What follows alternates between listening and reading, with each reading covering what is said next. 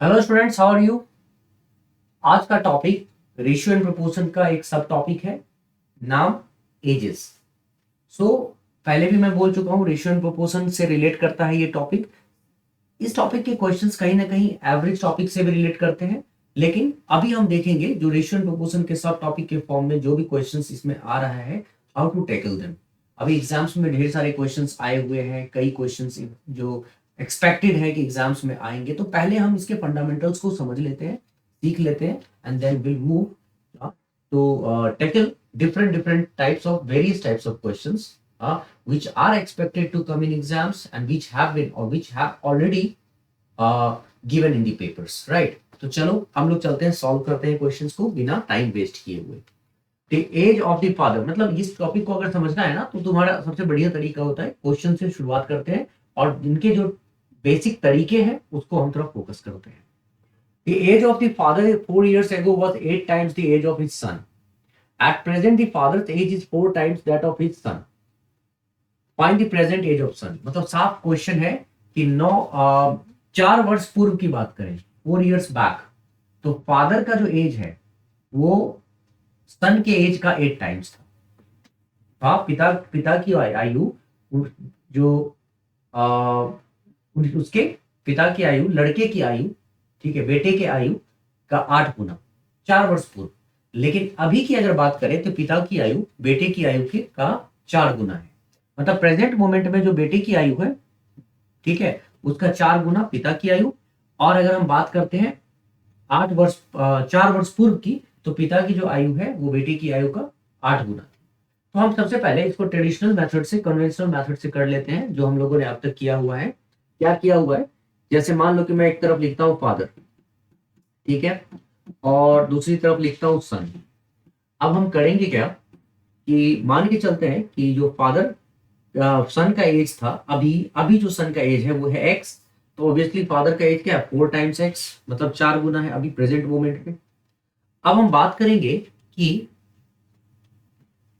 4 साल पहले, 4 years back, तो 4 साल पहले की अगर हम बात करेंगे तो सन के एज में भी 4 साल पहले की बात होगी और फादर के एज में भी 4 साल पहले की बात होगी। 4x - 4, 4 4 साल दोनों में कब कर दिया, ठीक है।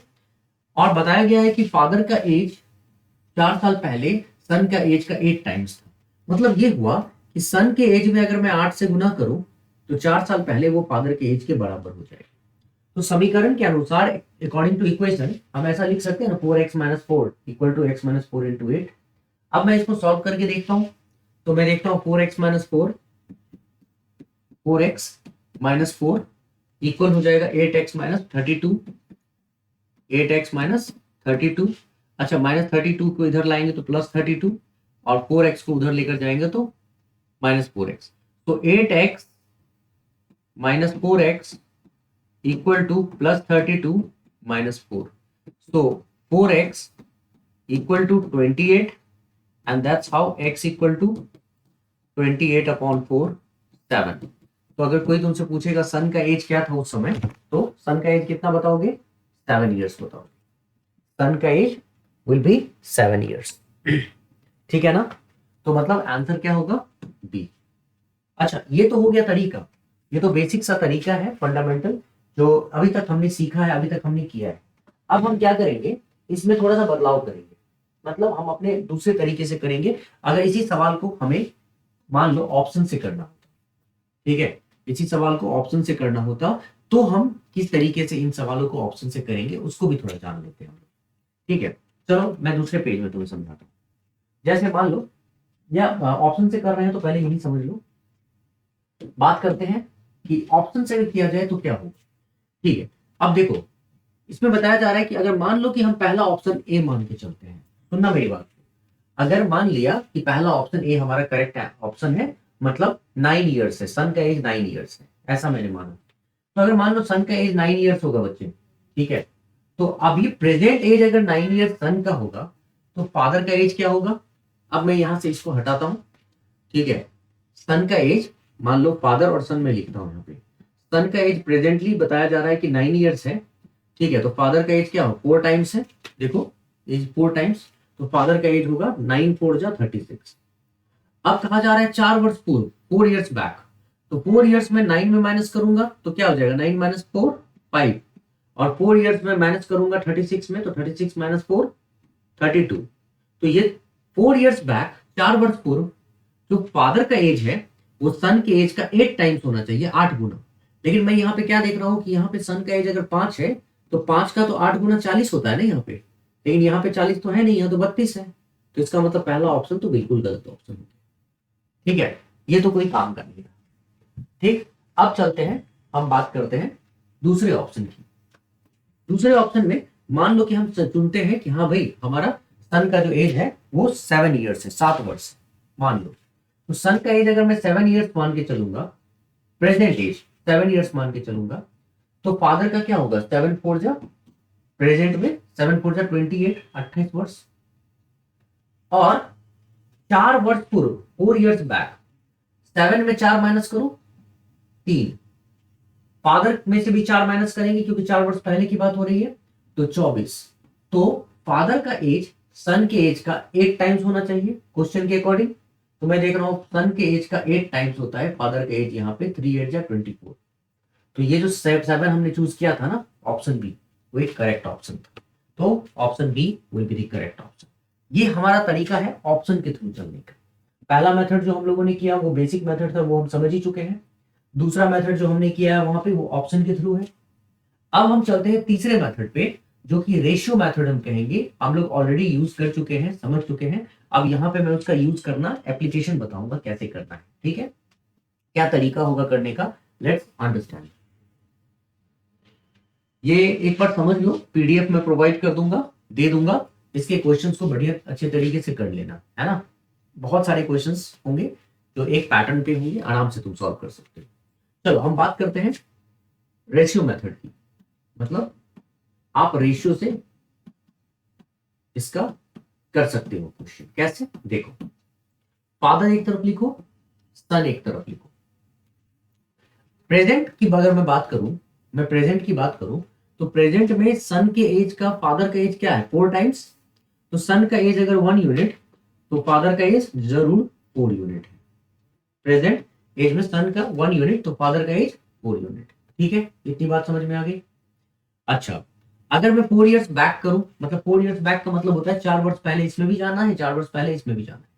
तो उस कंडीशन में मैं देखता हूं सन का एज का 8 टाइम्स है फादर का एज। मतलब सन का एज अगर 1 यूनिट है तो फादर का एज 8 यूनिट है। तो अगर हम यहाँ पे यूनिट अरेंजमेंट्स देखें, तो यूनिट अरेंजमेंट्स में मतलब यहाँ पे अगर हम अरेंजमेंट चेक करें तो हम क्या देख पा रहे हैं कि 4 वर्ष पूर्व 4 इयर्स बैक फादर का एज 8 यूनिट था और 4 वर्ष बाद इसका 4 यूनिट हो गया। मतलब उल्टा कम होता हुआ दिख रहा है। 8 यूनिट पहले दिख रहा है, अब 4 यूनिट, उल्टा कम होता हुआ दिख रहा है। पहली बात तो ये। अच्छा, 4 वर्ष पहले सन का एज 1 यूनिट और अभी भी सन का एज 1 यूनिट। ठीक है, ये तो पॉसिबल है नहीं क्योंकि इसके बीच 4 वर्ष का गैप है और इसके बीच भी 4 वर्ष का गैप है। तो ये गैप दिखना चाहिए था ना। तो अगर ये गैप नहीं दिख रहा है तो हम इसको पहले रीअरेंज करके उस गैप को लाएंगे। ठीक है, दोनों में 4 इयर्स का गैप होता चाहिए। तो अगर अगर आपको नहीं समझ में आ रहा है कि इसमें गैप कैसे लाएं, तो मैं पहले इस तरह के क्वेश्चन करवा चुका हूं। मैं यहाँ पे वही चीज करने जा रहा हूं। मैं देखूंगा 8 और 1 के बीच का डिफरेंस क्या है, 7। और 4 और 1 के बीच का डिफरेंस क्या है, 3। तो मैं 3 को यहां मल्टीप्लाई करूंगा और 7 को यहां मल्टीप्लाई। और जब मैं ऐसा करूंगा तो मैं देखूंगा ये जो 8 यूनिट था ना, तो 8 3 से मल्टीप्लाई होकर 24 बन गया और 1 3 से मल्टीप्लाई होकर 3 बन गया। उसी तरह 7 से 4 मल्टीप्लाई होके 28 बन गया और 7 से 1 मल्टीप्लाई होके 7 बन गया। ये फादर के लिए रिप्रेजेंट होगा और ये सन के लिए रिप्रेजेंट। ठीक है, अब मुझे ये बताओ, अगर मैं मान के चलूं फादर का एज, यहां पे मान के चलूं फादर का एज 4 वर्ष पहले 24 यूनिट्स था, तो अब फादर का एज 4 वर्ष बाद 28 यूनिट हो गया। और सन का एज 4 वर्ष पहले 3 यूनिट था, तो अभी 4 इयर्स आफ्टर 7 यूनिट हो गया। तो मैं देख रहा हूं कितना यूनिट बढ़ गया, 4 यूनिट। यहां पे कितना यूनिट बढ़ गया, 4 यूनिट। तो क्या ये दोनों यूनिट सेम है? ठीक है, चूंकि हम ये देख रहे हैं कि 4 इयर्स दोनों में क्या हुआ, 4 इयर्स का इंटरवल दोनों में है, 4 इयर्स दोनों में बराबर बराबर है। ठीक है, वो भी 4 वर्ष पहले की बात हो रही थी, ये भी 4 वर्ष पहले। तो ये जो दोनों बराबर दिख रहा है ना, तो जब ये 4 यूनिट दिख रहा है ये दोनों 4 यूनिट 4 ईयर्स के बराबर है। तो मैं क्या करूंगा, 4 यूनिट को लिखूंगा 4 ईयर्स के बराबर, so that 1 unit equal to 1 year. अब 1 यूनिट इक्वल टू 1 ईयर जैसे ही आ गया तो हमसे क्या पूछा गया था कि प्रेजेंट एज ऑफ सन क्या होगा। तो बच्चे प्रेजेंट एज ऑफ सन क्या दिख रहा है हमको, 7 यूनिट ना। तो प्रेजेंट एज ऑफ सन अगर 7 यूनिट है तो 1 यूनिट अगर 1 ईयर तो 7 unit equal to 7 into 1 7 years. Confirm हो गया कि प्रेजेंट एज ऑफ सन क्या था, 7 था। इसीलिए ये हमारा करेक्ट आंसर। अगर तुमसे पूछा जाता प्रेजेंट एज ऑफ फादर बताओ क्या होगा, तो 1 यूनिट अगर 1 ईयर तो 28 यूनिट 28 इंटू 1 28 ईयर्स। तो प्रेजेंट एज ऑफ फादर होता है 28 ईयर्स। अगर पूछते कि 4 years back what was the age of father, तो 24 इंटू 1 करते, क्योंकि 1 यूनिट 1 ईयर तो 24 यूनिट 24 इंटू 1 करते ही 24 ईयर्स था। 4 साल पहले फादर का एज 24 था, और 4 साल पहले सन का एज 3 यूनिट, तो 1 यूनिट 1 ईयर तो 3 unit equal to 3 into 1 3 years. हो गई ना बात खत्म। ठीक है, इस तरह से आपके पास, आपको मैंने 3 डिफरेंट डिफरेंट मेथड समझाए। इस 3 मेथड्स में से कोई सा भी मेथड तुम्हें जो ठीक लगे यू कैन यूज इट। ठीक है, कोई दिक्कत ही नहीं है, आराम से तुम करो, जिस मेथड से भी तुम्हें कंफर्टेबल लगे सॉल्व कर सकते हो। हाँ, सो सॉल्व देम एंड प्रोसीड। चलो बच्चे, अब हम लोग चलते हैं आगे। नेक्स्ट क्वेश्चन भी कुछ इसी तरह का है, तो अब मैं इस क्वेश्चन को तुम्हें ऐसे ही समझाता हूं। 12 ईयर्स एगो, 12 वर्ष पहले, ratio of the ages of Ram and Rahim. ठीक है, एक तरफ राम लिख दो ना और दूसरे ओर रहीम लिख दो। ठीक, राम एंड रहीम 12 वर्ष पहले था क्या, 2:3। 12 years before, 12 years ago, the ratio of the ages of Ram and Rahim is 2:3. If the ratio of their present ages is 5:6, what will be the total of their present ages? ये कितना simple है कि 12 years back, 12 वर्ष पहले as का ratio था 2 और 3 का, और अभी प्रेजेंट एज का रेशियो है 5 और 6 का। अभी बात इतनी सिंपल सी है कि 12 साल अगर बढ़ रहा है 12 years, तो 12 साल इसमें भी बढ़ रहा है, 12 साल इसमें भी बढ़ रहा है। तो इसको और इसको सेम दिखना चाहिए गैप को। अगर सेम गैप दिख रहा होगा यूनिट में, तो उतने यूनिट को हम 12 ईयर्स के इक्वल रखेंगे तो 1 यूनिट की वैल्यू आ जाएगी। तो हम ऐसे करेंगे, मैं देखूंगा 12, अभी अगर मान लो 12 ईयर्स एगो, 12 साल पहले 2 यूनिट था राम का, और अभी या राम का 5 यूनिट है, तो दोनों का गैप क्या है, 3 यूनिट का। मतलब 12 साल में 3 यूनिट का गैप आया, और रहीम का 12 साल पहले 3 यूनिट था और अभी 6 यूनिट है, तो इसमें भी 3 यूनिट का गैप आया। तो मैं यहाँ पे क्या देख रहा हूँ, 3 यूनिट और 3 यूनिट दोनों में बराबर है ना, और ये 3 यूनिट दोनों बराबर है, तो दोनों तो 12 साल के ही तो इक्वल है। 12 और 12 ईयर्स के ही तो इक्वल है, क्योंकि 12 ईयर्स दोनों में बढ़ा है। तो इसका मतलब 3 यूनिट को अगर मैं 12 ईयर्स के इक्वल रख दूं बच्चे, तो 1 यूनिट क्या हो जाएगा, 12/3 4 ईयर्स।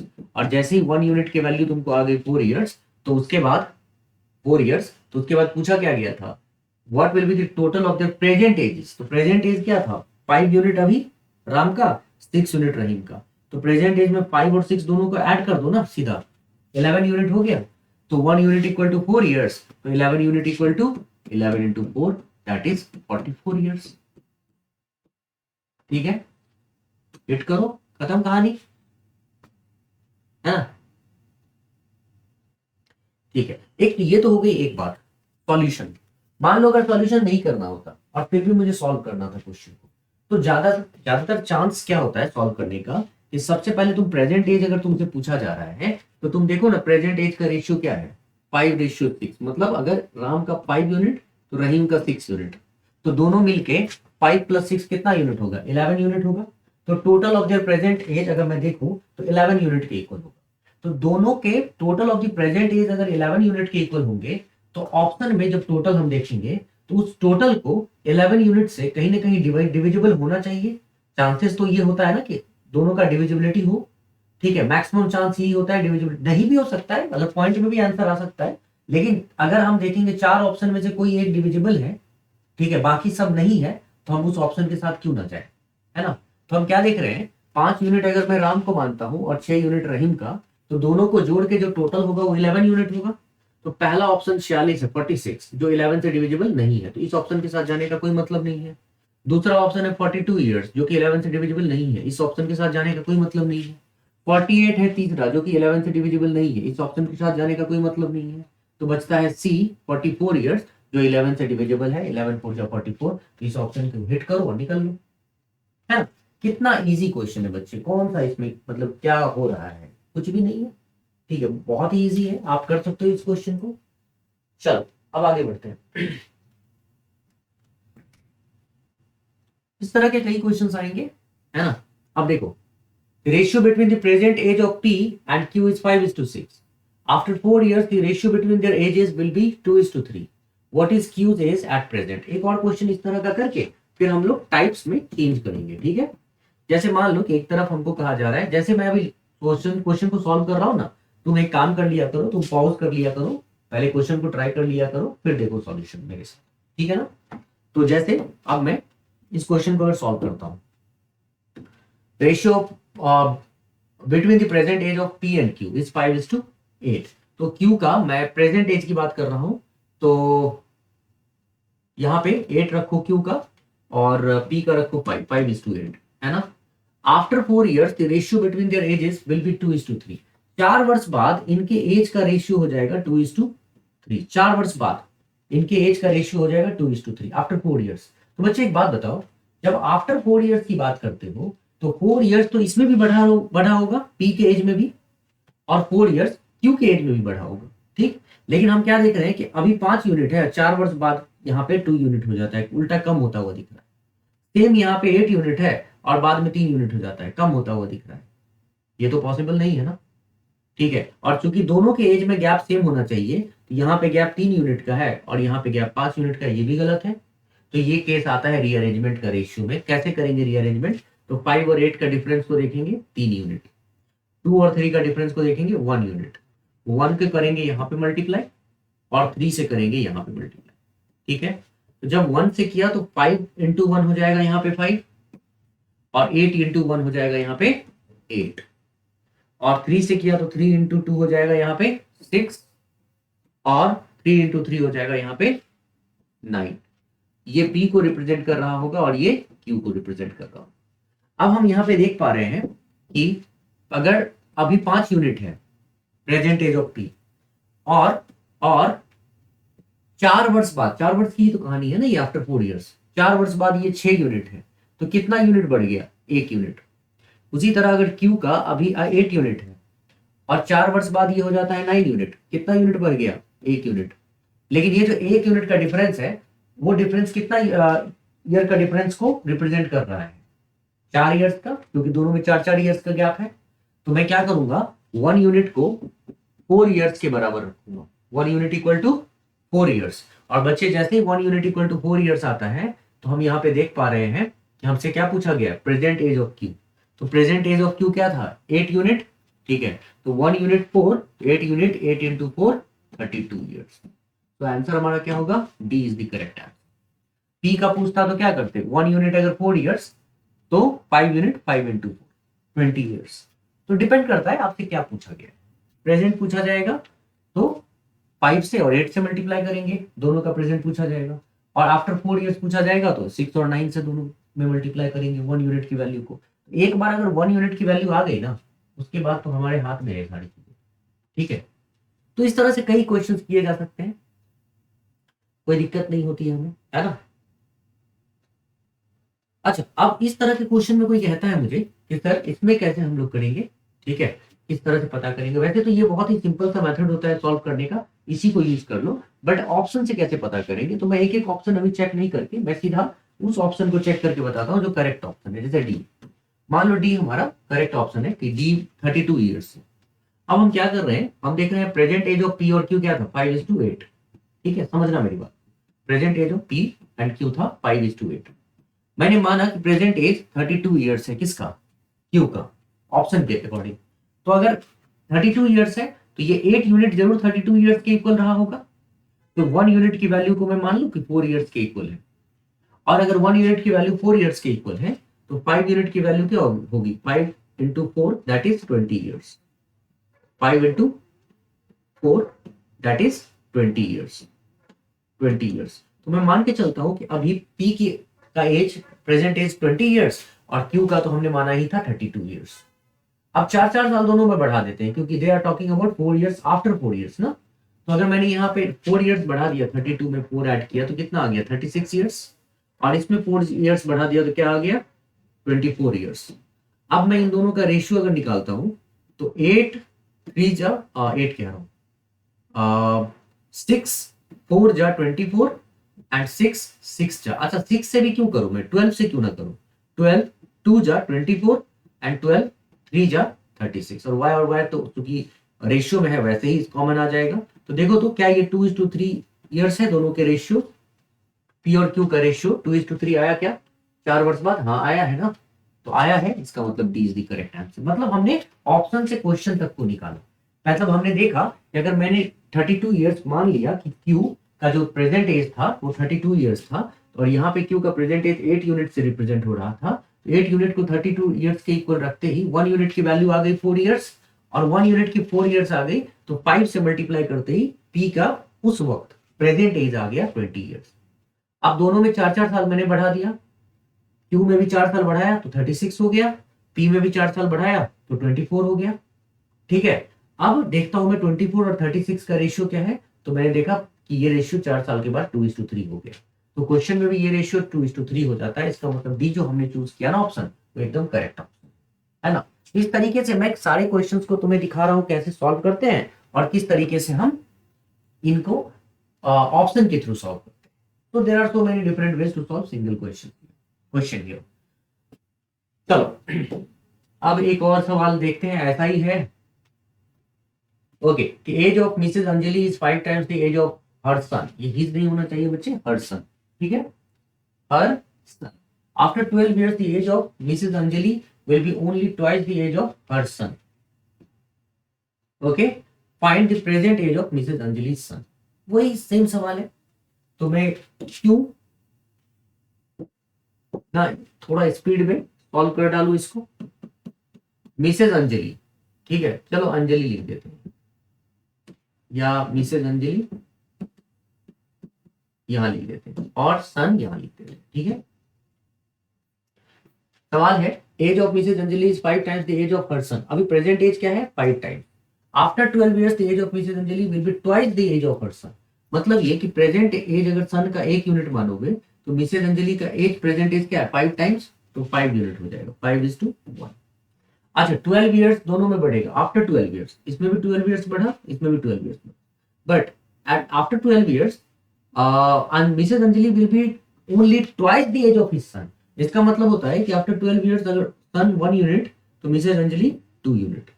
अब 12 years इसमें भी बढ़ा है, 12 years इसमें भी बढ़ा है, लेकिन ये तो 1 है, यहाँ 1 ही रह गया, कोई चेंज दिख ही नहीं रहा है। यहाँ पे 5 है और यहाँ 2 रह गया, इसका मतलब 3 यूनिट चेंज है, तो आ गया रीअरेंजमेंट का केस।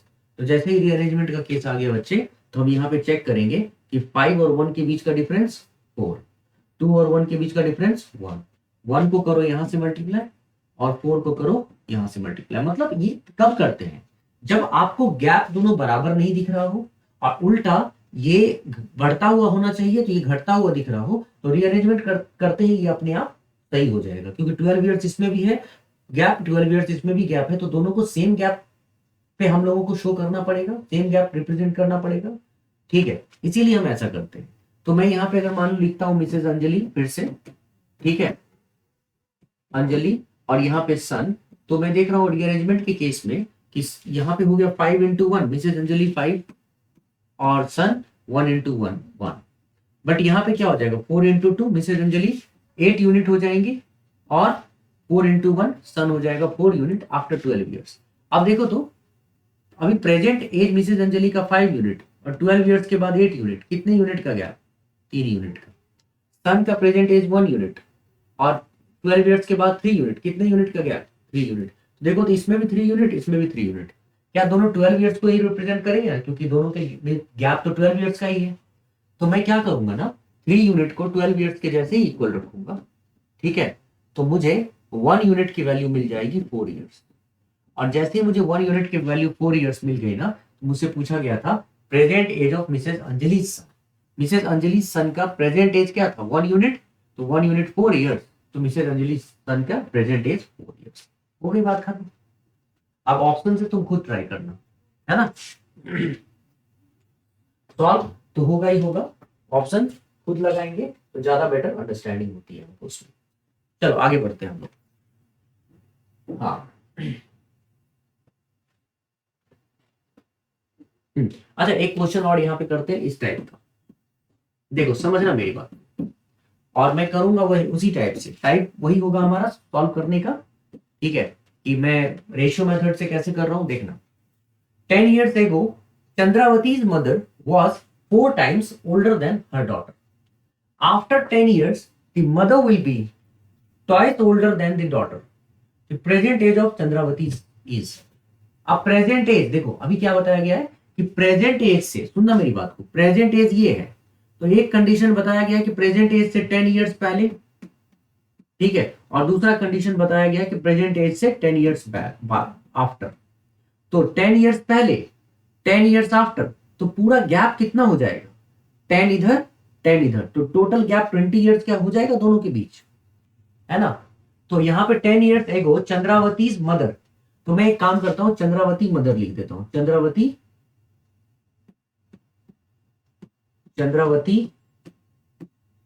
मदर, ठीक है, और दूसरी ओर चंद्रावती।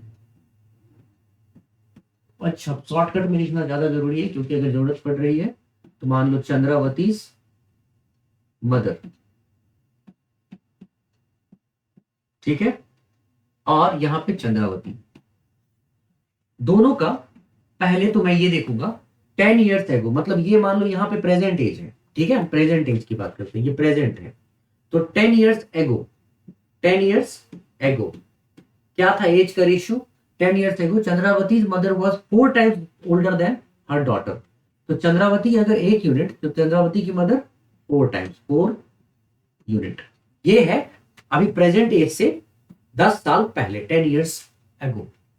अब इसी प्रेजेंट एज से 10 years आफ्टर, इसी प्रेजेंट एज से 10 years after, after 10 years the mother will be twice older than the daughter. तो आफ्टर 10 years क्या होगा कि मदर अगर 1 यूनिट, तो डॉटर 2 यूनिट, ट्वाइस है ना। After 10 years mother will be, daughter will be 1 unit, so mother will be twice, that is 2 unit. अच्छा, यहां पे साफ समझ में आ रहा है कि प्रेजेंट एज से 10 years बैक, प्रेजेंट एज से आफ्टर 10 years, तो total gap is of 20 years। तो इसमें 4 यूनिट में और 2 यूनिट में जो गैप होगा, और 1 यूनिट और ये 1 यूनिट में जो गैप क्रिएट करना है, वो 20 years के इक्वल होगा, क्योंकि दोनों में 20 years है, ठीक है। लेकिन यहाँ पे तो देख रहे हैं चंद्रावती यहाँ भी 1 यूनिट रिप्रेजेंट हो रही है, और ये भी 1 यूनिट से रिप्रेजेंट हो रही है, इसका एज दोनों का। यहाँ पे चंद्रावती मदर 4 यूनिट, और उल्टा ये घट गया है, 2 यूनिट हो गया, डेट मीन्स यहाँ पे जबकि ज्यादा बढ़ता हुआ दिखना चाहिए। तो सीधी सी बात है, अभी तक हमने क्या किया, इसको रीअरेंज किया है। तो इसको कैसे करेंगे रीअरेंजमेंट इसका, तो सिंपली हम देखेंगे 4 और 1 के बीच का गैप 3 यूनिट, और 2 और 1 के बीच का गैप 1 यूनिट। तो 1 को यहां मल्टीप्लाई कर दिया और 3 को यहां कर दिया। अब क्या आ गया, चंद्रावती मदर, ठीक है, और ये चंद्रावती, ठीक है। अब रीअरेंजमेंट के बाद हो गया 1 इंटू 4, 4, 1 इंटू 1, 1, 3 इंटू 2, 6, और 3 इंटू 1, 3। अब देखो तो चंद्रावती मदर 10 years अगो 4 यूनिट की थी, और Chandravati mother 10 years after 6 unit की है। तो गैप कितने यूनिट का है इसमें, 2 यूनिट का। उसी तरह चंद्रावती 10 years अगो 1 यूनिट की थी, और 10 years आफ्टर 3 यूनिट की है, गैप कितना है 2 यूनिट का। और 2 यूनिट का गैप टोटल कितना गैप रिप्रेजेंट कर रहा है, 10 years अगो 10 years आफ्टर, टोटल 20 years का। तो मैं यहाँ पे 2 यूनिट को जैसे ही 20 years के इक्वल रखूंगा बच्चे, तो 1 यूनिट हो जाएगा 10 years के। और जैसे ही 1 यूनिट 10 years के इक्वल हुआ, तो हमसे क्या पूछा गया है कि प्रेजेंट एज ऑफ चंद्रावती। अच्छा, चंद्रावती का प्रेजेंट एज निकालना है, तो मैं एक काम कर सकता हूं, ये जो चंद्रावती का 1 यूनिट है ना, वो प्रेजेंट एज नहीं है, ये है प्रेजेंट एज से 10 years बैक, ठीक है। और ये जो 3 यूनिट है, ये प्रेजेंट एज नहीं है, ये प्रेजेंट एज से 3 यूनिट, प्रेजेंट एज से 10 years आफ्टर है। तो मैं इन दोनों में से किसी का निकाल के, जैसे चंद्रावती का निकालना है, तो 1 यूनिट अगर 10 years के इक्वल है, तो चंद्रावती का यहाँ पे कितना एज था 1 यूनिट, तो 1 यूनिट इक्वल टू 10 years। तो इसका मतलब चंद्रावती का एज कितना था 10 years। लेकिन ये जो 10 years एज था, ये कब था, ये 10 years बैक था, 10 साल पहले चंद्रावती का एज 10 years था। तो अभी 10 साल पहले 10 years था, तो अभी कितना रहा होगा, तो 10 में 10 ऐड करेंगे तो चंद्रावती का प्रेजेंट एज 20 ईयर्स रहेगा। तो चंद्रावती का प्रेजेंट एज यहाँ पे 20 ईयर्स है।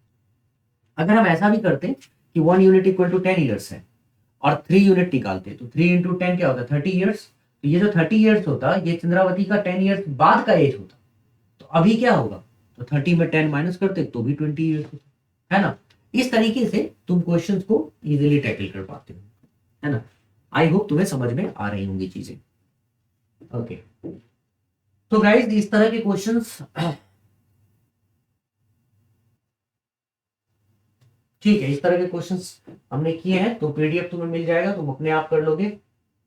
और हाँ, एक और ये क्वेश्चन भी कर लेते हैं। The sum of the ages of a son and father is 56 years.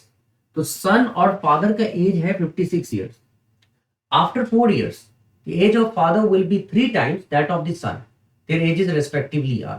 अच्छा, sum of the ages of son and father is 56 years. मतलब सन का और फादर का अगर एज अभी 56 years है, समझ लो दोनों का एज मिला के 56 years है। ठीक, कहा क्या जा रहा है कि आफ्टर 4 years, अब मैं 4 साल अगर बढ़ा देता हूं, फादर के एज में भी 4 साल बढ़ेगा, तो 4 साल के बाद age of father will be 3 times that of the age of son. तो मैं अगर यहां पे लिख लेता हूं फादर और यहां पे लिख लेता हूं सन, ठीक, तो age of father will be 3 times that of age of son. तो सन को अगर 1 यूनिट में मानता हूं तो फादर 3 यूनिट हो जाएगा। मतलब ऐसा बोला गया है कि अभी फादर, ध्यान से सुनना बच्चे मेरी बात, अभी फादर और सन दोनों का एज मिला के 56 ईयर्स है अभी प्रेजेंटली। अब इसमें 4 इयर्स अगर बढ़ा दिया जाए, आफ्टर 4 इयर्स, 4 वर्ष के बाद, 4 इयर्स के बाद फादर का जो एज है, ठीक है, वो सन के एज का, फादर का एज जो है वो सन के एज का 3 टाइम्स हो जाएगा। फादर का जो एज है वो सन के एज का 3 टाइम्स हो जाएगा। कब, 4 वर्ष बाद। तो 4 वर्ष बाद मैं मानता हूं कि सन का एज अगर 1 यूनिट है तो फादर का एज 3 यूनिट हो गया, ठीक है, आफ्टर 4 इयर्स। आफ्टर 4 इयर्स, तो एक बात बताओ, हमको जो टोटल दिया गया था फादर और सन का 56 इयर्स, ये तो प्रेजेंट था ना, लेकिन 4 वर्ष बाद अगर टोटल करेंगे तो फादर के एज में भी 4 इयर्स ऐड हुआ होगा। टोटल अगर करना चाहेंगे 56 तो टोटल था ही, लेकिन अगर हम 4 वर्ष बाद की बात करेंगे तो फादर के एज में भी 4 ऐड हुआ होगा और सन के एज में भी 4 ऐड हुआ होगा, और दोनों में 4 ऐड हुआ होगा, तो टोटल में कितना ऐड हुआ होगा, तो टोटल में सीधा सीधा अगर मैं टोटल में 8 इयर्स ऐड कर दूं, तो टोटल में अगर 8 इयर्स ऐड हुआ होगा तो 64 इयर्स हो गया अभी present total of father and son. पहले था 56 इयर्स, लेकिन 4 वर्ष बढ़ाओगे तो फादर में भी 4 बढ़ा होगा, सन में भी 4 बढ़ा होगा, ठीक है। तो टोटल कितना बढ़ गया, 8 इयर्स। तो यहाँ पे 56 में 8 ऐड करो, 64 इयर्स हो गया। तो टोटल 64 इयर्स हो गया फादर और सन का। कब कब हुआ, प्रेजेंट में। तो प्रेजेंट में रेशियो क्या था, 3:1, माने 1 यूनिट सन का तो फादर का 3 यूनिट। टोटल कितना, 3 + 1 4 यूनिट। तो ये जो 4 यूनिट है, ये जो 4 यूनिट है वो 64 इयर्स के इक्वल है। तो 4 यूनिट अगर 64 इयर्स के इक्वल, तो 1 यूनिट इक्वल टू 64/4, 16 इयर्स के इक्वल। और बच्चे अगर 1 यूनिट 16 इयर्स के इक्वल होता है, ठीक है, तो मुझे पता है कि मैं 3 यूनिट अगर निकालना चाहूंगा तो 3 × 16 कितना होता है, 48 इयर्स। तो फादर का एज 48 इयर्स है। कब, 4 वर्ष बाद। और 1 यूनिट अगर 16 है तो 1 × 16 करूंगा तो सन का 16 इयर्स है। कब, 4 वर्ष बाद। तो 4 वर्ष बाद फादर 48 इयर्स, सन 16 इयर्स। तो प्रेजेंट एज अगर दोनों का पूछा जाए तो 4 घटा दें, 48 में 4 घटाओ 44, और 16 में 4 घटाओ 12। तो 44 और 12 कौन सा है, पहला ऑप्शन है जिसमें 44 और 12 है, ये हमारा करेक्ट आंसर होगा।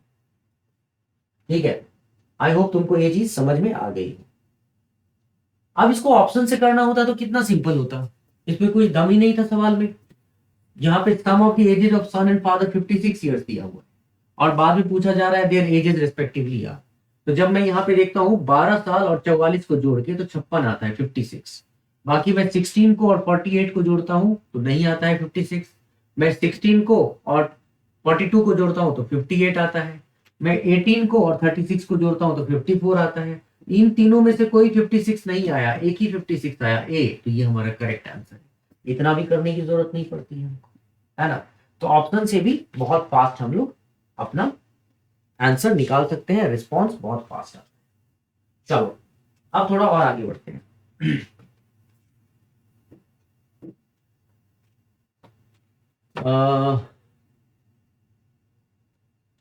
ठीक है, ये सब हो गया, ये सब कर लिया हमने, इस टाइप के तुम कर लोगे।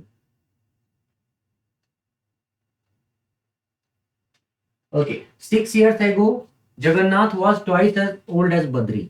मैं एक काम करता हूं, मैं यहां पे लिखता हूं जगन्नाथ सॉल्यूशन में, और यहां पे मैं लिखता हूं Badri. 6 years old, 6 years ago माने 6 वर्ष पूर्व, Jagannath was twice as old as Badri. 6 वर्ष पूर्व जगन्नाथ बद्री, बद्री के एज का डबल था, जगन्नाथ का एज ट्वाइस था, मतलब बद्री का 1 यूनिट था तो जगन्नाथ का 2 यूनिट था 6 वर्ष पूर्व।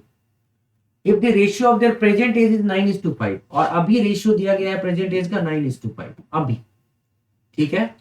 तो रेस्पेक्टिवली, तो what is the difference between their present ages? तो difference between their present ages तो वैसे 4 यूनिट हमें दिख रहा है, लेकिन अभी हम क्या देख रहे हैं कि दोनों में 6 years का गैप होना चाहिए। तो यहाँ पे अगर मैं देख रहा हूं तो 7 यूनिट, और यहाँ पे देख रहा हूं तो 4 यूनिट। तो भाई साहब पहले तो इसको बराबर करो, 2 और 1 का डिफरेंस 1, 9 और 5 का डिफरेंस 4, तो यहाँ 4 से मल्टीप्लाई किया और यहाँ 1 से किया, तो चेंज हुआ जगन्नाथ और बद्री का। जब चेंज हुआ तो क्या लिखेंगे हम लोग यहाँ पे, तो 6 years ago मतलब 6 वर्ष पूर्व, इसका 4 गुना 2 8 रहा होगा, ठीक है, और 4 गुना 1 ये 4 रहा, ठीक, और 1 गुना 9 ये 9 रहा होगा, ठीक है, और ये 1 गुना 5 5 रहा।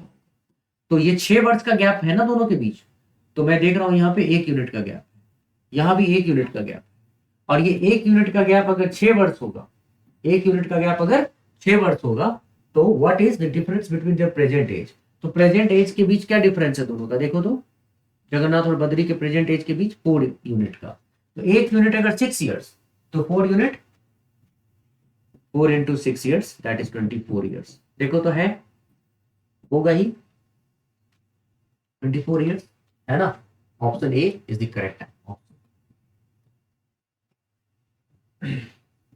अब तुम्हारे ऊपर मैं छोड़ दे रहा हूं कि ऑप्शन से तुम इस क्वेश्चन को कैसे करो, है ना। चलो और आगे बढ़ते हैं, नेक्स्ट क्वेश्चन पे आ जाओ।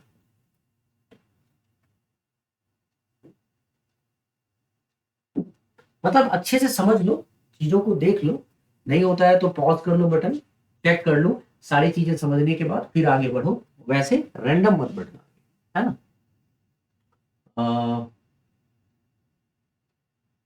ओके, ये सब क्वेश्चन वैसे एक टाइप के हैं, चलो इस टाइप के क्वेश्चन भी एक कर लो।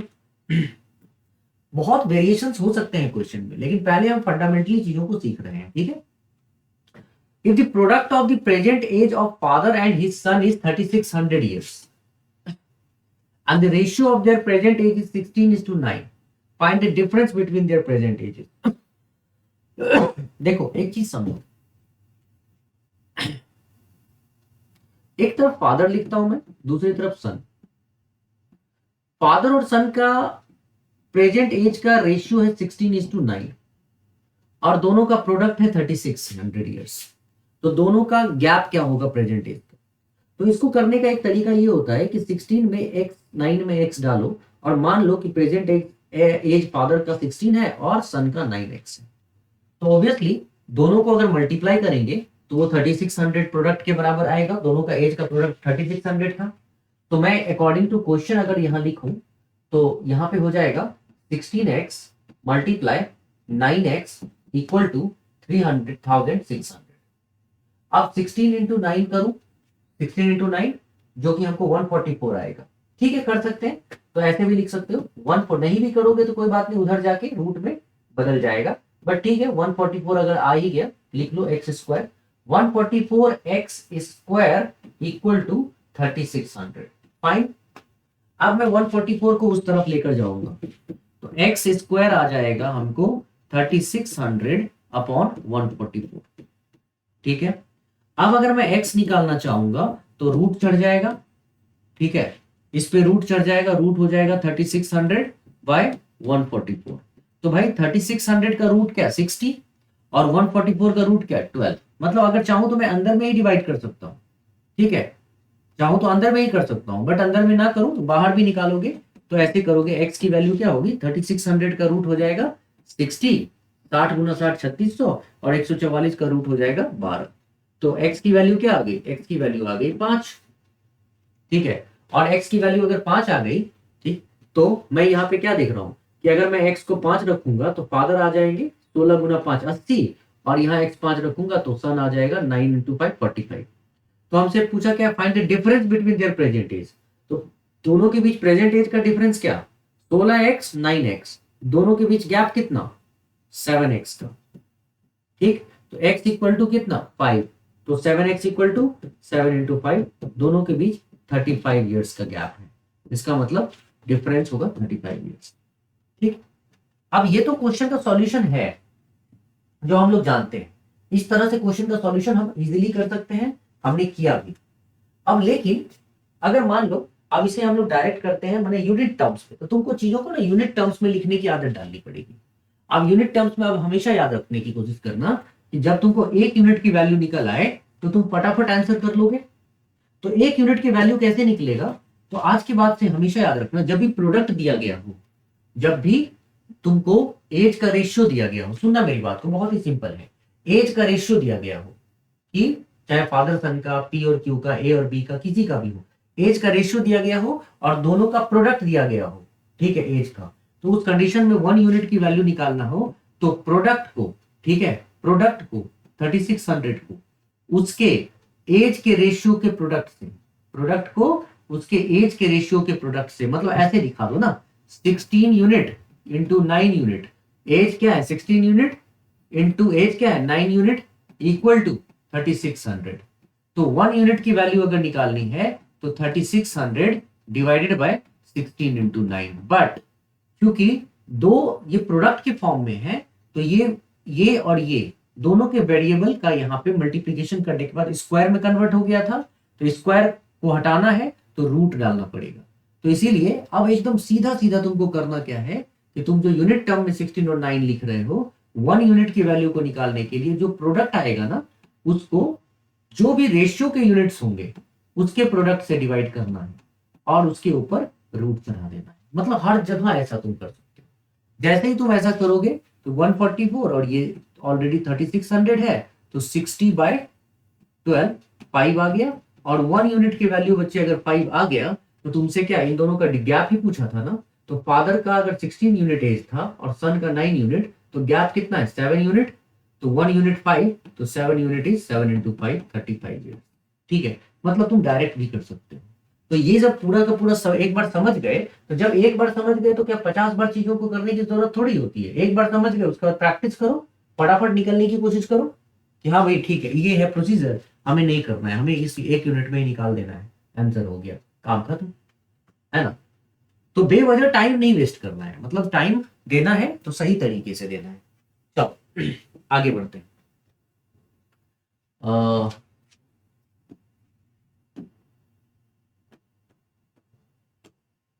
ओके, एक ये क्वेश्चन देखो, बढ़िया क्वेश्चन है ये भी क्वेश्चन। जैसे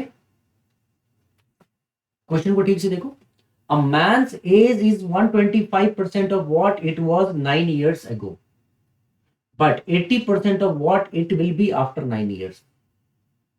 Okay, a man's age is 125% of what it was 9 years ago, but 80% of what it will be after 9 years. What is his present age? सबसे पहले तो परसेंटेज जो लिखे हुए हैं 125%, 125% का मतलब होता है 125 by 100, इसका मतलब होता है 25 5 जा 25 4 जा 5/4।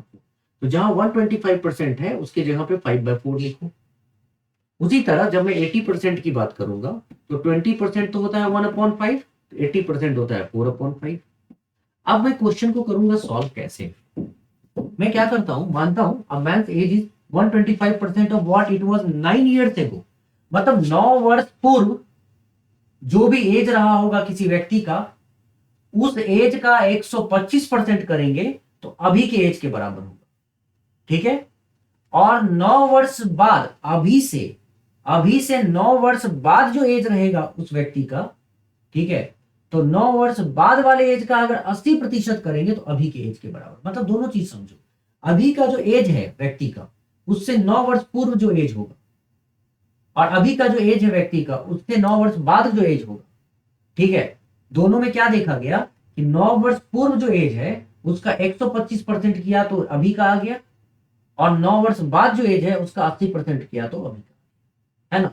तो इस क्वेश्चन को कुछ मैं यूं करने का प्रयास करूंगा कि अगर मान लिया कि प्रेजेंट एज, ठीक है, प्रेजेंट एज अभी अगर मान लिया जाए x है प्रेजेंट एज, तो 9 वर्ष पूर्व क्या रहा होगा, x माइनस 9, और 9 वर्ष पश्चात क्या रहा होगा, मतलब थोड़ा सा स्पेस लेते हैं हम लोग, अगर अभी x है तो 9 वर्ष पूर्व क्या रहा होगा, x माइनस 9, 9 घटा दिया, और 9 वर्ष पश्चात क्या रहा होगा, x प्लस 9।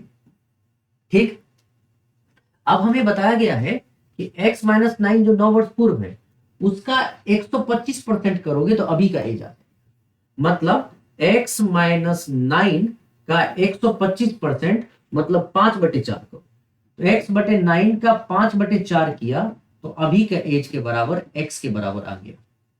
और ठीक उसी वक्त 80% of what will be after 9 years, a man's age is 80% of what it will be after 9 years। तो 9 वर्ष के बाद जो एज था, ठीक है, उसका 80% किया, 80% मतलब 4/5 किया, ठीक है, तो ये भी x के बराबर आ गया, प्रेजेंट एज के बराबर। तो इसका मतलब हुआ कि ये और ये दोनों बराबर है, ये और ये दोनों बराबर है, और अगर ये दोनों बराबर है तो एक काम करो ना, इनको बराबर रख दो, हटा दो x और बीच में कर दो बराबर का साइन, इक्वेशन बन गया एक।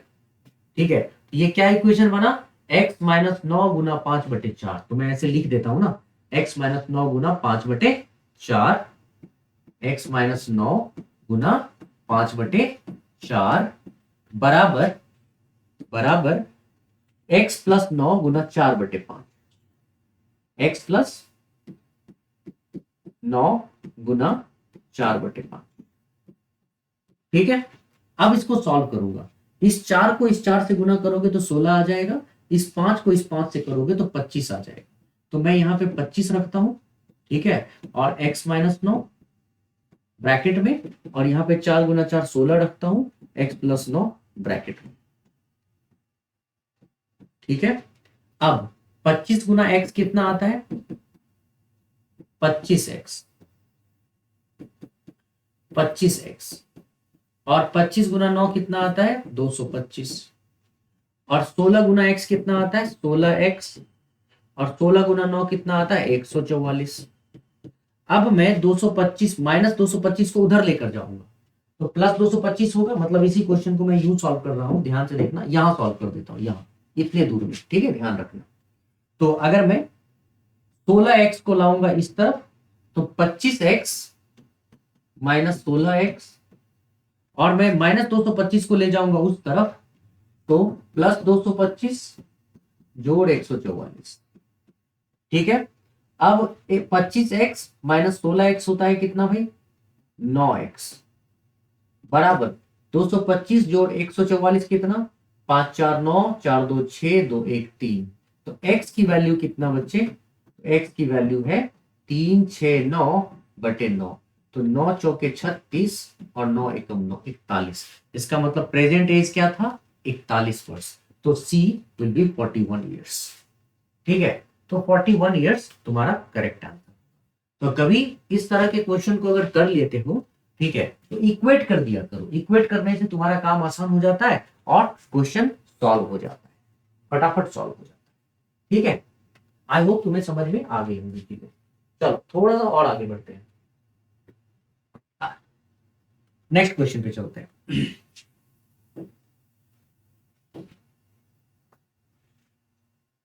ठीक है, अब इस तरह के क्वेश्चन तो मैं पीडीएफ तुम्हें दे दूंगा, तुम प्रैक्टिस कर ही लोगे। मैं थोड़ा अलग टाइप का क्वेश्चन करवा रहा हूँ जो तुम देखोगे, एग्जाम बेस्ड क्वेश्चन जो होते हैं वो सब देखना जरूरी है हमें, है ना। मिल के करेंगे तो ज्यादा अच्छा होगा।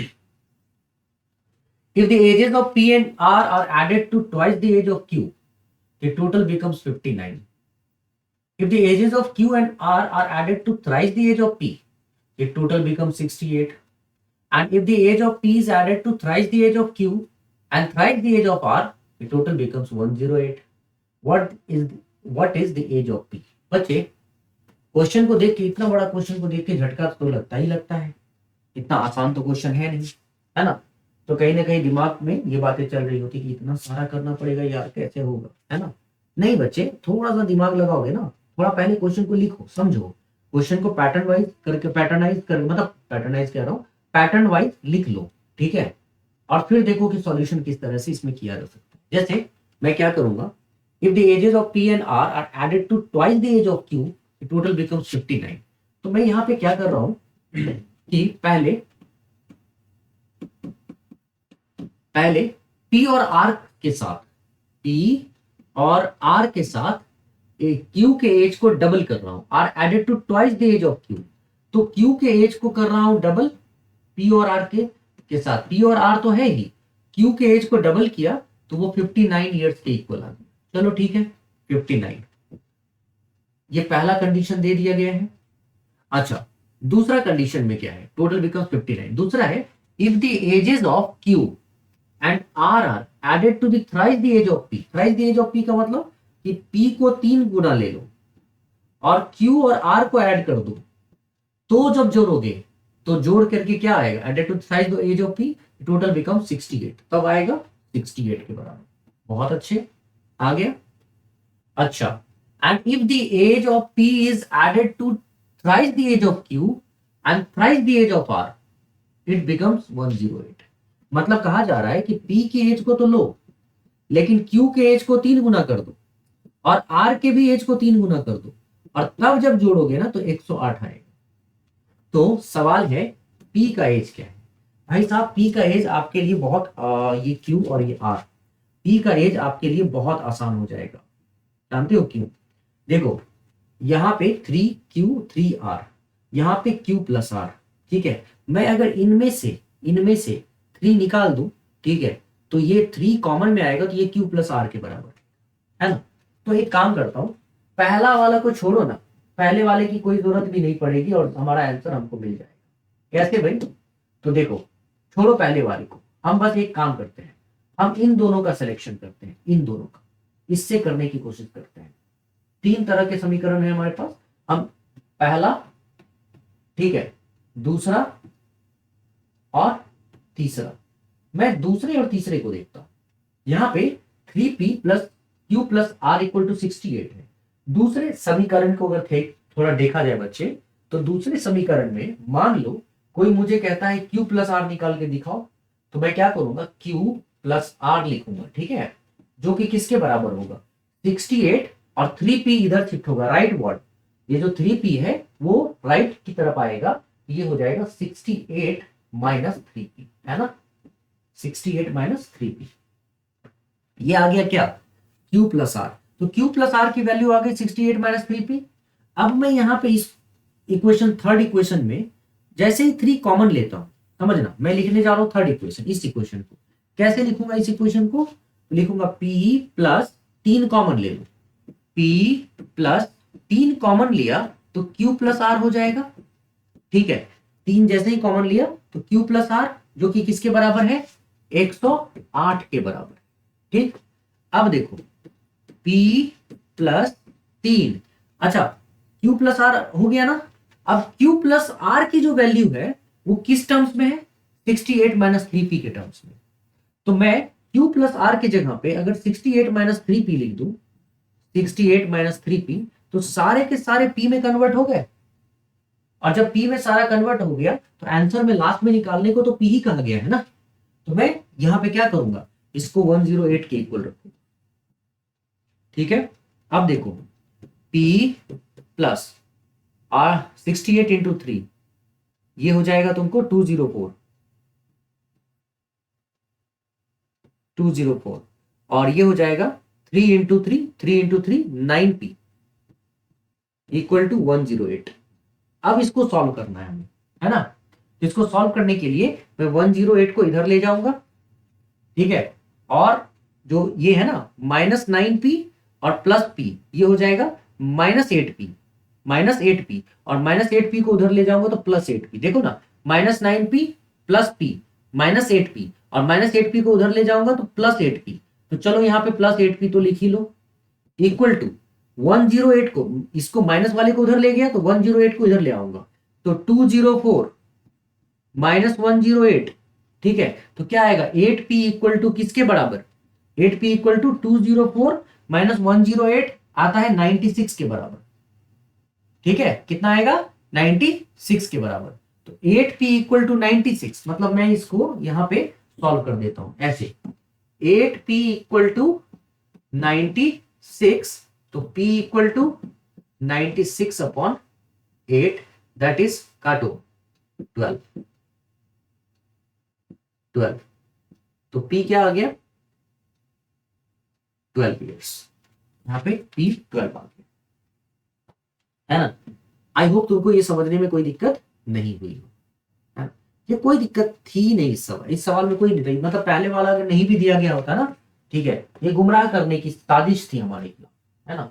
हम एक एक स्टेप करके देख रहे हैं, एक एक स्टेप करने में हमें कोई दिक्कत नहीं हुई, हमने सीधा सीधा क्या किया, हमने देखा कि यहाँ पे 3q और 3r के साथ p ऐड था, जैसे ही 3 कॉमन लेंगे तो 3 इंटू क्यू प्लस आर हो जाएगा, और ठीक q प्लस आर यहां भी दिख रहा है हमें, तो मैंने q प्लस आर निकाल लिया पहले सेकेंड समीकरण से, तो हमें q प्लस आर क्या आ गया 68 माइनस 3p। अब ये जो आ गया ना q plus are 68 minus 3p, मैंने इस इक्वेशन को उठाया, ये इक्वेशन था p प्लस 3 कॉमन लेके q plus R equal to 108, और मैंने q प्लस आर की वैल्यू को यहां रख दिया 68 माइनस 3p, और जब मैंने सॉल्व किया तो मैंने देखा ये p प्लस 3 इंटू 68 204, और plus minus 3 into 3 9p equal to 108, तो 108 को लेफ्ट की ओर लाओगे तो 204 में से 108 माइनस हो जाएगा, और p माइनस 9p होता है 8p, माइनस 8p को अगर राइट साइड ले जाओगे तो प्लस 8p, उसी को रीअरेंज करके आप लिख सकते हो 8p इक्वल टू 96, मतलब 204 माइनस 108, तो 8p equal to 96, so p equal to 12 years, तो तुम्हारा आंसर होगा डी 12 ईयर्स, ठीक है। आई होप तुम्हें ये सवाल करने में कोई दिक्कत ना हुई हो। चलो एक और सवाल करेंगे, और बहुत ही बढ़िया सवाल करने जा रहे हैं, बहुत ही बढ़िया, मतलब इस सवाल में कई बच्चे फंस जाते हैं, है ना, लेकिन मैं तुम्हें फंसने नहीं दूंगा, किसी बड़े ही रेपुटेड एग्जाम में पूछा गया था। हाँ ये देखो सवाल, बहुत ही बढ़िया सवाल, मैं इसको मानता हूं। देखो थोड़ा दिमाग लगाना पड़ेगा इस सवाल को समझने में। A says to B, I am twice as old as you were when I was as old as you are. The sum of their ages is 63 years. Find the difference of their ages. अब सवाल में एकदम इतना हौज पौच है, मतलब इतना ज्यादा complications देखोगे, इतना कॉम्प्लेक्स क्वेश्चन दिख रहा है तुम्हें, क्वेश्चन बार बार पढ़ोगे ना तो भी लगेगा नहीं हो गए, कहाँ चला गया सब, क्या बोल रहे हैं पता ही नहीं, क्या लिखा है सही है कि नहीं, हिंदी में लिख देते तो समझ में भी आता है, तो अंग्रेजी में तो हो गई कहानी, है ना। तो एक बार ठीक से अगर पढ़े तो समझ में नहीं आता है, और ठीक से पढ़े तो समझ में नहीं आता है, कई बार पढ़े तो भी लगता है कुछ दिक्कत है यार, ठीक है। तो इतना दिमाग पे जोर डाल के नहीं पढ़ के आराम से पढ़ के देखते हैं, ठीक है, और फिर इस सवाल को करते हैं। तो जितनी देर में मैं बोल रहा हूं, बातें कर रहा हूं, पॉज करो, ठीक है, लो मैं हट गया, पॉज करो और इस क्वेश्चन को ट्राई करो, और ट्राई करने के बाद फिर अब जो मैं सॉल्यूशन करूंगा उसको ठीक से देखो, है ना। चलो A says to B, A B को कहता है I am twice as old as you were when I was as old as you are. I am twice as old as you were. आज मैं जितने वर्ष का हूं, I am twice as old as you were, मतलब आज मैं जितने वर्ष का हूं, या फिर ऐसे तुम समझो I am twice as old as you were, मतलब तुम उस वक्त, जिस वक्त की भी ये बात कर रहा है, तुम उस वक्त जितने वर्ष के थे मैं आज उतने वर्ष का हूं, समझना मेरी बात को। I am twice as old as you were. कौन कहता है? ए कहता है बी को I am twice as old as you were, मतलब तुम उस वक्त जितने वर्ष के थे आज मैं उसका दोगुना हूं। उस वक्त तुम जितने वर्ष के थे आज मैं उसका दोगुना हूं। एक ये बात हो गई, ठीक है। उसके बाद उसी में you were, when I was as old as you are, मतलब ये किस वक्त की बात मैं कह रहा हूं? मैं उस वक्त, सुनना, उस वक्त तुम जितने वर्ष के थे आज मैं उसका दोगुना हूं, ठीक है, आज मैं उसका दोगुना हूं। यस, आज मैं उसका दोगुना हूं। When I was as old as you are, ठीक है। आज तुम जितने वर्ष के हो, आज तुम जितने वर्ष के हो मैं उस वक्त उतने वर्ष का था। दोनों के बीच समझो बच्चे क्या है, बहुत ही शानदार यहाँ पे कनेक्टिविटी है। हाँ, कि तुम उस वक्त जितने वर्ष के हो थे मैं आज उसका दोगुना हूं, ठीक है। और आज जो तुम जितने वर्ष के आज हो मैं उसी वक्त उतने वर्ष का था। ये हिंदी में समझ में आ रहा है तो ठीक, नहीं तो मैं अभी लिखूंगा तो समझ में आएगा। ये रहा ए, ये रहा बी। बी, ए कहता है बी से I am twice as old as you were when I was as old as you are. कहने का मतलब कि बी को I am twice as old as you were, तुम उस वक्त जितने वर्ष के थे, मान लिया कि तुम उस वक्त एक्स वर्ष के थे। बी तुम उस वक्त एक्स वर्ष के, ए कह रहा है बी को कि तुम उस वक्त एक्स वर्ष के थे, ठीक है। और आज तुम उस वक्त एक्स वर्ष के थे, तो जितने वर्ष के तुम उस वक्त थे आज मैं उसका दोगुना हूं। आज मैं उसका दोगुना हूं। ये आज का है, ये उस वक्त का है। ये आज का है और ये उस वक्त का है। तुम आज जितने वर्ष के हो, ठीक है, वैसे ऐसे समझो,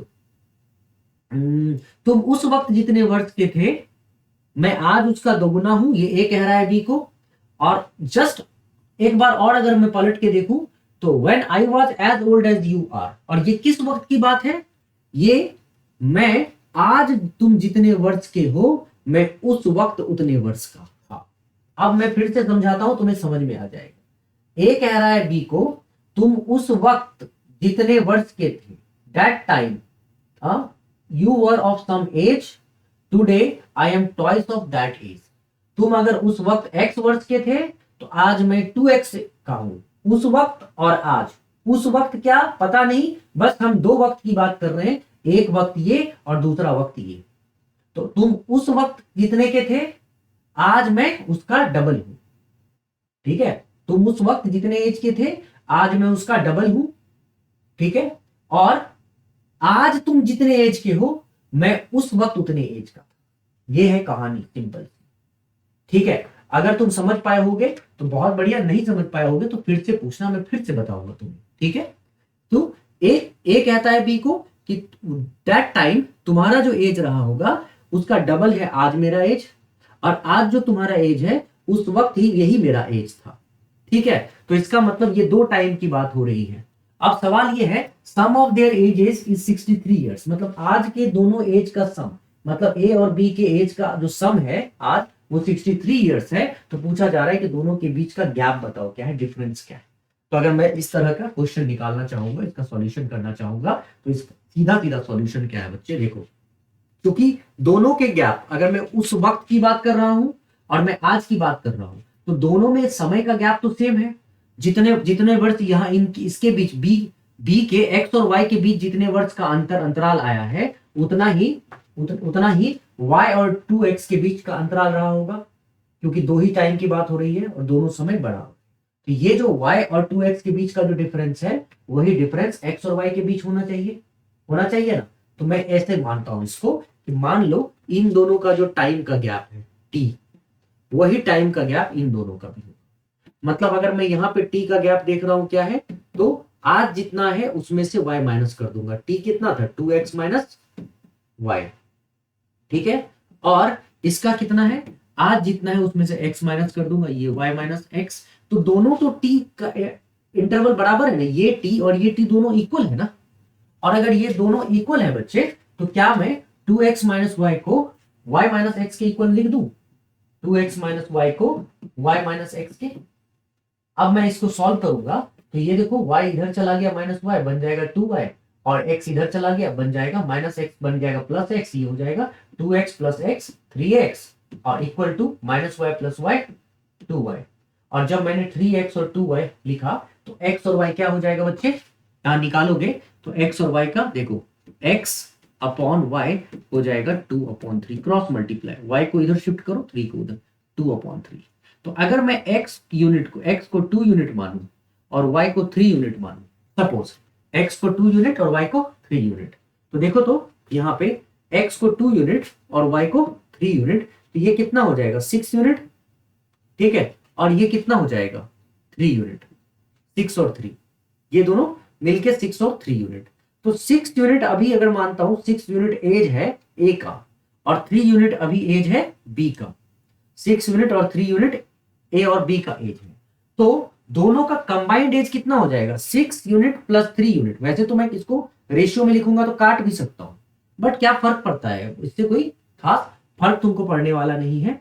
अगर मैं यहाँ पे इसको 6 यूनिट देखता हूं और इसको 3 यूनिट देखता हूं, है ना, तो यहाँ पे मैं क्या कर सकता हूँ 6 यूनिट और 3 यूनिट मिलके होता है टोटल 9 यूनिट, ठीक है, और यहाँ पे 9 यूनिट किसके इक्वल होता है 63 ईयर्स के, क्योंकि टोटल एज यहाँ पे 63 है और यहाँ पे टोटल है 6 प्लस 3 9 यूनिट।